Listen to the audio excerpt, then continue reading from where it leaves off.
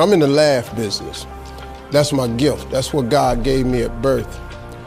Your gift is the thing that you do the absolute best with the least amount of effort. I want to tell you something that can help enrich your life.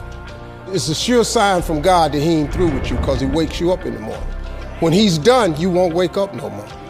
But as long as you're waking up, that means He has something for you that He hasn't been able to give to you for whatever the reason.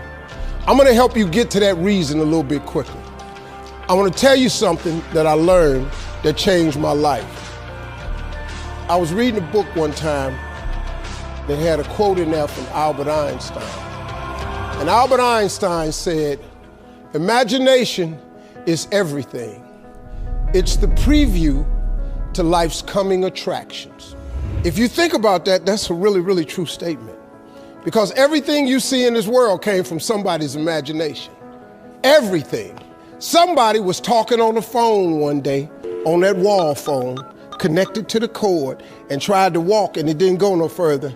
And he wanted to just go outside and get something out the car.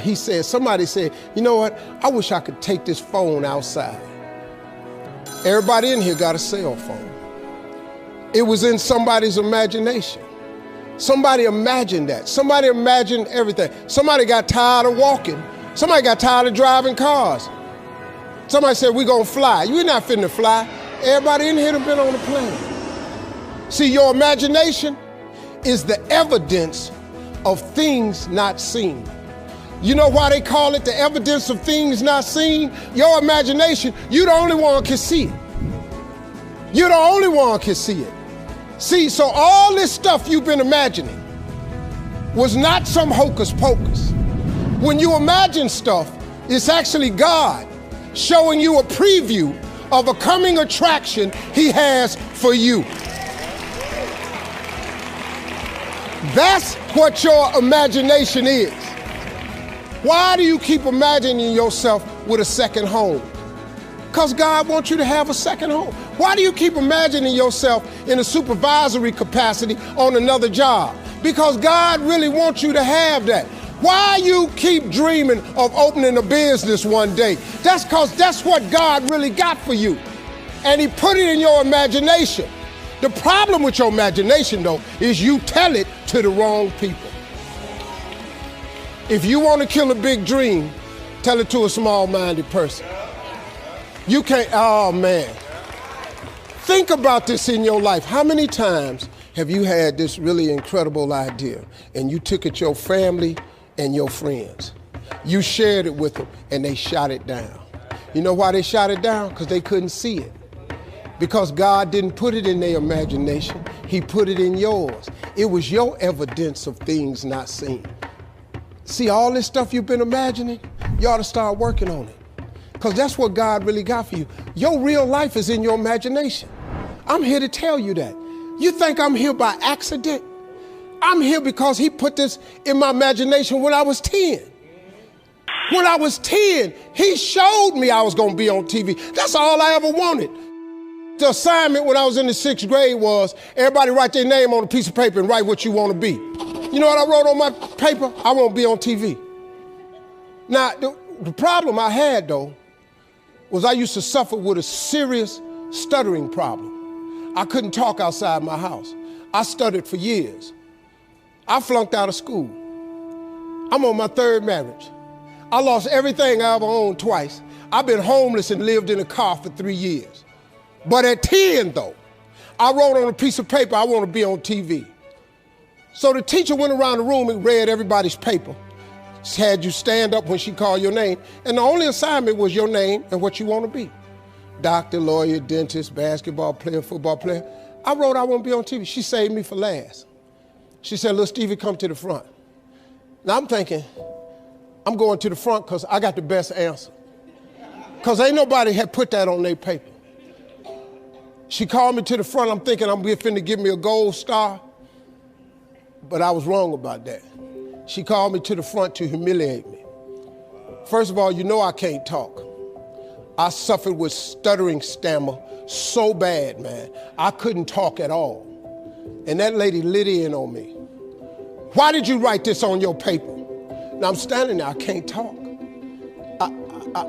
Who in this school ever been on TV? Who in your family ever been on TV? Who in this neighborhood ever been on TV? I'm crushing, man. I'm standing there dying. She said, look at you standing there. You can't even talk. How they gonna put somebody like you on TV? So every Christmas, I send her a flat screen TV. Because I don't want her to miss me. I do not want her to miss not an episode of me. Because I wanted her to see what God had done for me. The fact that you couldn't see it, it wasn't for you to see. He put it in my imagination. But after 3 years of homelessness, losing everything I ever owned twice, suffering through flunking out of school, go home and cut your TV on. That little boy with the stuttering problem, he all over that TV. You can't cut your TV on. You can't cut your TV on not now day of the week and you don't see that little boy.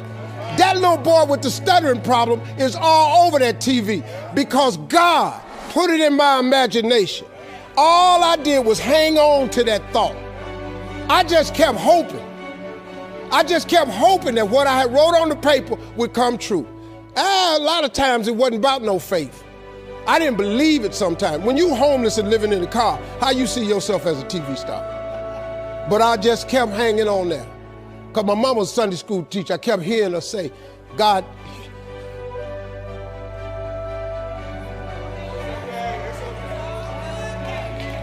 God didn't bring you this far to leave you. God didn't bring you this far to leave you. Why do you think he keeps waking you up? Because he got more for you. He got way more for you. He got plans for you. But he needs your faith. He just needs you to call on him. He needs you to dust off your imagination and just go for it. You got to try. Quit waking up thinking you ain't got no say-so in your life. You have a choice in this matter. You can't stop what happened to you, but you can doggone sure do something about what happened to you. Life is 10% what happened to you, is 90% what you do about it. Somebody in your family gonna die. Somebody in here gonna get fired. Somebody here gonna get an eviction notice. Somebody gonna get laid off. Somebody company gonna close. That's life. Somebody you love gonna break up with you. That's life.